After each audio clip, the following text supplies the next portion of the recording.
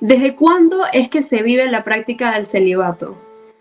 Bueno, esto, si queremos irnos lo más atrás posible, podríamos remontarnos quizá a un profeta del Antiguo Testamento, a Jeremías, que es el profeta del cual se ha dicho tiene más paralelos con Jesucristo. Y dentro de uno de esos paralelos es justamente el celibato. El profeta Jeremías, algo inusual en el tiempo en el que él vivió, pues prefirió sencillamente vivir solo, es decir, tuvo la opción del celibato.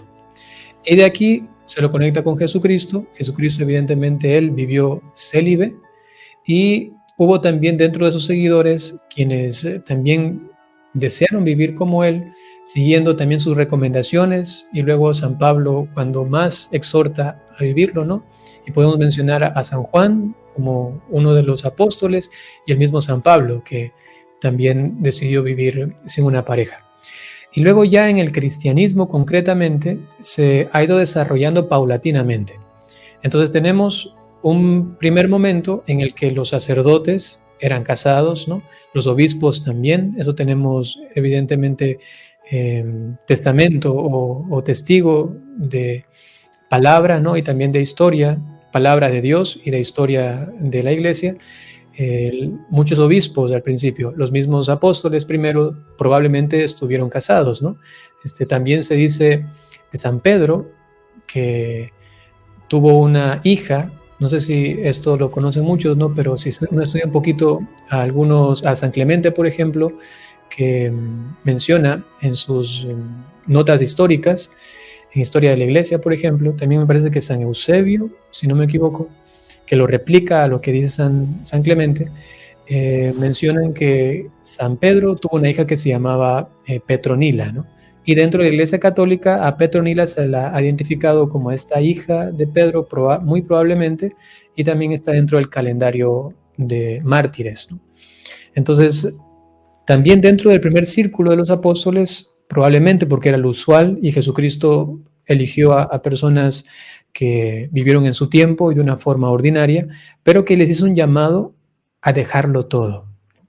El que no deja padre, madre, tierra, hermanos, ¿no? Y San Pedro mismo llega a decir, lo hemos dejado todo por ti, ¿no? Entonces hace un llamado tan grande, exclusivo inclusive, y él y los demás pues le siguen totalmente. ¿Cómo lo llevaban? ¿Cómo lo realizaban? Si es que las esposas, quizá en el caso digamos que hubiese sido así, iban también dentro del círculo de los discípulos, probablemente, inclusive San Clemente mismo, él hace o relata un posible martirio de la esposa de San Pedro, solo por mencionarlo. No se sabe el nombre exacto, ¿no? Pero él relata un posible martirio de ella y que San Pedro estuvo presente y ya luego evidentemente vivió el celibato o vivió solo, ¿no? Probablemente ya desde que el Señor le llama lo ha vivido, ¿no? El celibato. Eso no lo sabemos claramente, pero tenemos indicios de que porque lo ha dejado todo por él, pues también lo ha hecho, ¿no? Y luego, como decía, los obispos, pues también sacerdotes, era como lo usual. Sin embargo, de a poco, sobre todo desde que se cristianiza prácticamente el mundo más cercano de donde se ha dado la diáspora, es decir, donde se han organizado los cristianos al salir de su región propia, de toda la Palestina. Entonces, al ir al mundo greco-romano, allí iban ya viendo como algo necesario, y el propio San Pablo es el que lo siente, el que lo comienza a vivir, lo comienza a experimentar y ve que justamente para el servicio a Dios es necesario esto, a tal punto que llega a decir que aconsejaba que no se casen, ¿no? Pero claro, si tienes muy fuerte esta inclinación a lo sensual, a querer tener una pareja, pues entonces cásate, que no haces mal, pero haces mejor si no te casas, ¿no? Llega a ese punto, ¿no?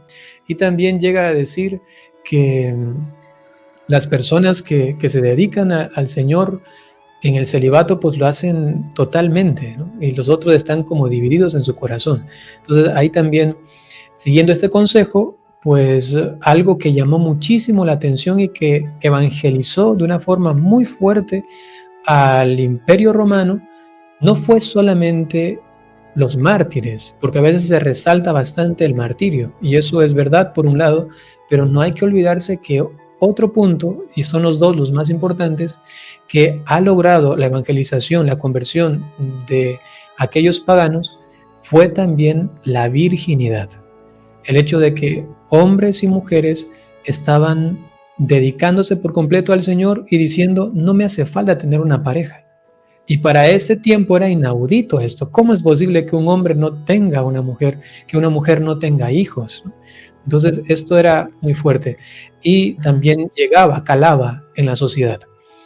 Luego, siglo III, siglo IV, siglo V, esto iba avanzando de una forma muy natural, y esto es muy importante decirlo, de una forma muy natural. La Iglesia no impone todavía como una norma al respecto, sino que era algo que nacía del mismo sentir, de la misma experiencia de la fe, del ejercicio de la misión, que hombres y mujeres se estaban decidiendo por no tener pareja. Y de entre ellos, pues, eran los que eran ordenados obispos, sacerdotes, hasta que por medio de concilios, ¿no? Por ejemplo, en el siglo IV se da un concilio en el que ya se va un poquito como teniendo nociones de lo que luego será una normativa, ¿no? Y es que allí ya se dice que hay quienes, clérigos, o mejor dicho, sacerdotes, obispos, que se entregan al Señor y que lo hacen por medio de la renuncia al matrimonio. Y básicamente esto es lo que en el desarrollo de los concilios que se van dando después, en el siglo V hasta el siglo VII también, se va como normalizando esto. Todavía no hay una norma, pero ya se va normalizando. En el siglo XII ya se realiza un concilio en el que se pide que en la Iglesia de Occidente se guarde el celibato, ¿no?